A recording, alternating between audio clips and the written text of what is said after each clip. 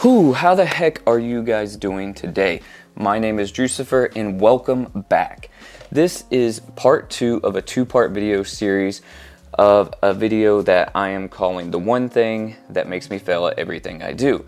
So that video has an overarching theme, and that theme is patience. So if you haven't watched the previous video, go check it out here. I'll put a card up top so you can find it easily. So patience is something that I've struggled with ever since I was younger, and it does make me fail a lot of times. So we're going to talk about 3 hacks that I instill in my everyday life to help me be more patient and help me thrive as a business owner, a creative, and an all-around person, right? A better father, better husband, better friend. So going forward, like I said, if you haven't watched the other video, watch it. That way you kind of get a vibe for what we're doing and what we're talking about in this one. So as you guys know, we left off, headed to Asheville, and that's where this video is going to pick up. So we went to Asheville, and the whole intention of that trip was for me and my wife to do some exploration and take some product photography for my website. So when we got there, we ended up just, your boy's out of breath. I shouldn't do that slide in at the beginning. I need to go back to the gym. Holy shit. The whole intention of the trip of us going to Asheville was so we could do some just exploration of the city. We could hit up some thrift stores while we're out there, because me and my wife, we love thrifting. We love finding weird oddities, and we love, you know, just antique furniture and stuff like that. So that's sort of, I mean, if you can't tell, the vibe of my studio and the vibe of our entire house.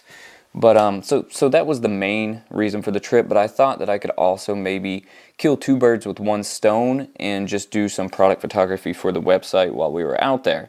Now, when we got out there, we were having such a good time that I sort of stopped worrying so much about my product photography because I didn't have a deadline for it, and a little less about vlogging, that I sort of just kind of put the camera down as we were walking around and just enjoying being together. So all of these are going to relate back to our 3 tips at the end of the video, but I just want to show you some of the footage and kind of talk about what we did while we were out there. So again, like I said, thrift stores, that's always a stop for us. So when we were there, we were just checking out some weird little things that we could bring into our home, and just walking around, and we came across what is actually heaven for me, and we found this old poster section in the back corner of a thrift store.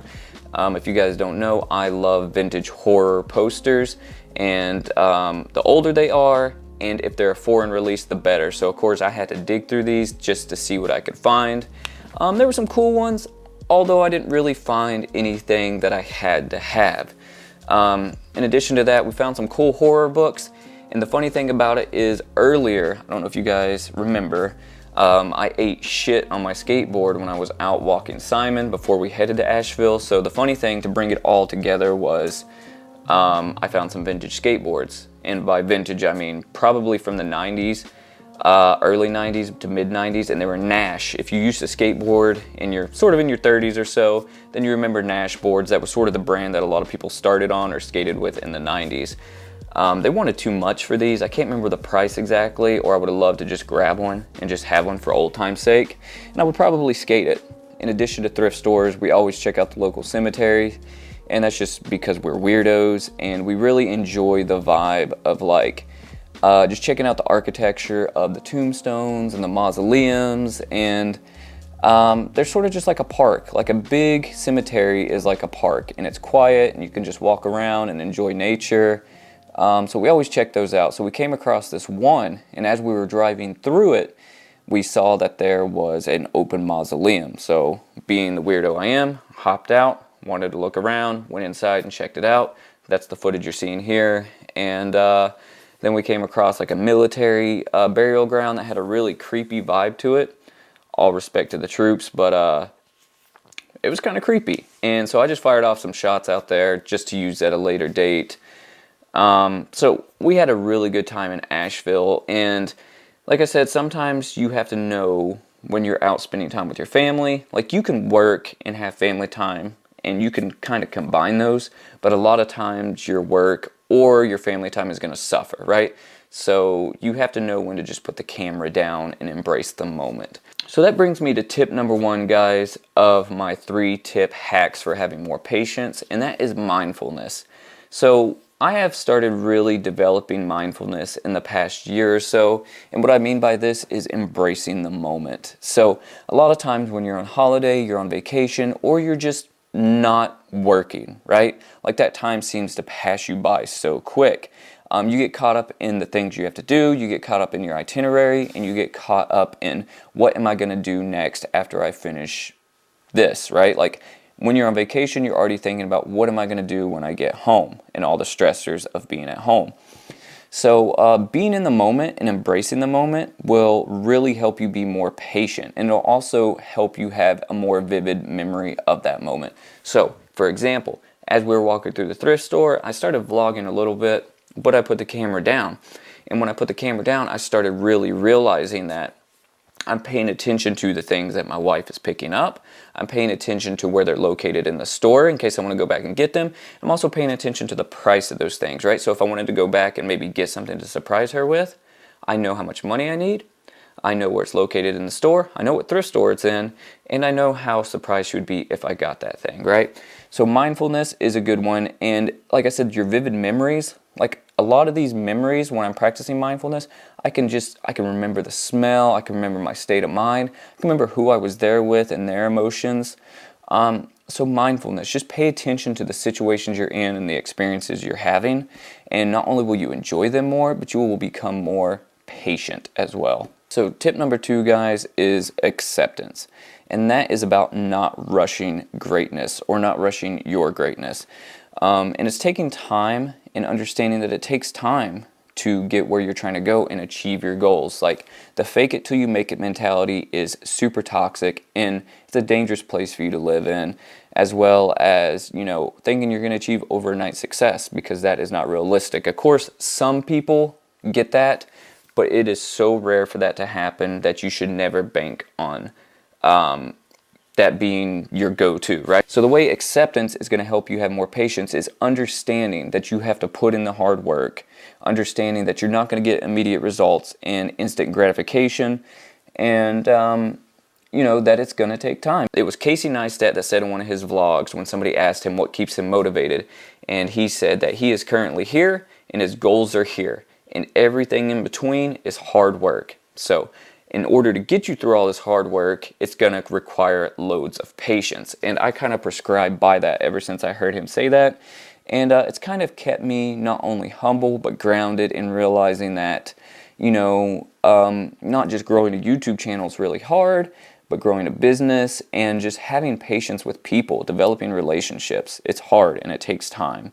So hack number 3, guys, is knowing the process. So Winston Churchill said that perfection is the enemy of progress.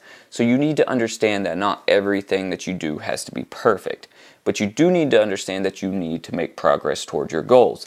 Now, when I say patience, I don't mean you need to just lay down and procrastinate, because procrastinate is the other end of the spectrum, right? We have a video here about procrastination. So what I am saying, though, is you need to understand that not everything has to be perfect. If everything had to be perfect, I would never make a video, I would never upload a photo, and that goes with all of your favorite creators.